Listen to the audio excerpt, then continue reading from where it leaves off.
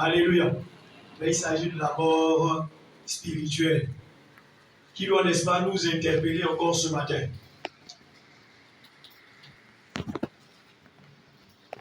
Comme par un seul homme le péché est rentré, la mort également est rentrée.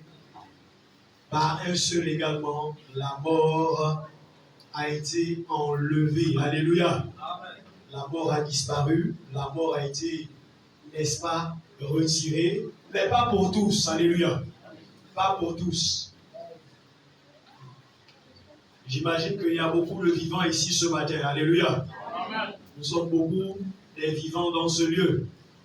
C'est-à-dire beaucoup de personnes qui ont accepté de suivre Jésus, qui ont accepté de prendre Jésus dans leur vie, comme nous savons le passage.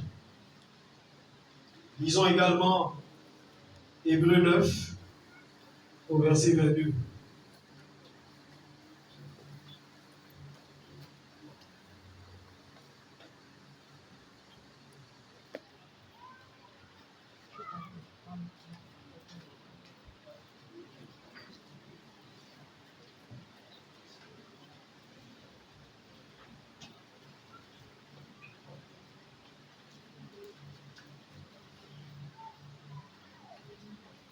Alléluia. Amen. Il est écrit, presque tout, d'après la loi, est purifié avec du sang, et sans effusion de sang, il n'y a pas de pardon. Alléluia. Amen. Sans effusion de sang, il n'y a pas de pardon. Pour que la mort soit enlevée, il fallait bien sûr qu'il y ait effusion de sang. Pour que le péché qui nous a collés depuis Adam soit retiré du monde, il fallait que le sang soit versé. Et pas le sang des moindres. Alléluia. Pas le sang des moindres. Quand nous regardons dans l'Ancien Testament, pour la purification des péchés, il y avait, n'est-ce pas, des sacrifices, des boucs et des taureaux qui étaient faits pour accorder à chacun la purification. Mais ici, dans le Nouveau Testament, notre contexte, c'est le sang bien sûr de Christ qui a été versé. Alléluia. Amen. Le sang de Jésus de Nazareth. C'est bien toujours d'ajouter la précision. Pas le sang de Jésus parce qu'il y a beaucoup de Jésus aujourd'hui, mais c'est celui de Nazareth. Alléluia. Amen.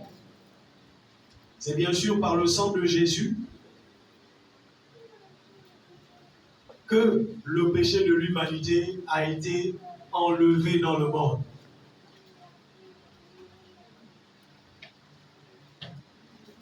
Si Jésus ne mourait pas, si Jésus n'acceptait pas, n'est-ce pas, d'aller mourir à la croix à cause de ce que c'est lui seul qui a été trouvé saint, libre, pas n'importe quel agneau, un agneau sans tache. Jésus a été trouvé digne de mourir pour tes péchés et pour mes péchés. Là, je m'adresse beaucoup à celui-là qui a été invité ce matin, qui n'a pas encore reçu Jésus dans sa vie. Jésus a été mort, il a été crucifié pour les péchés de toutes ces personnes-là qui vont l'accepter. Parce qu'il y a quand même une démarche à suivre pour bénéficier du pardon. Pour ne pas, n'est-ce pas, avoir comme pour châtiment la mort éternelle.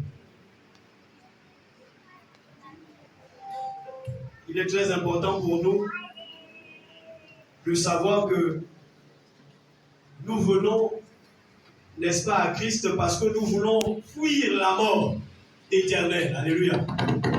Nous voulons fuir une mauvaise éternité. Nous ne voulons pas nous retrouver dans les temps de feu.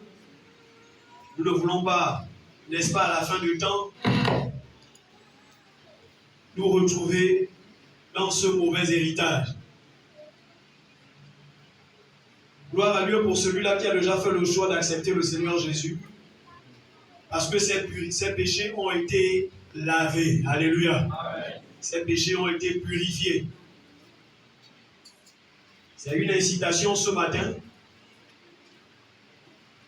C'est une interpellation ce matin Pour toutes celles-là qui n'ont pas encore leur péché lavé, qui n'ont pas encore été purifiés, de prendre Jésus dans leur vie. Celui seul qui a la capacité de te purifier, d'effacer tes offenses. Mais une démarche est nécessaire pour toi, pour mieux fêter Pâques. Alléluia. Pour mieux célébrer Pâques, il y a une démarche qui est très importante pour toi ce matin. C'est de prendre Jésus.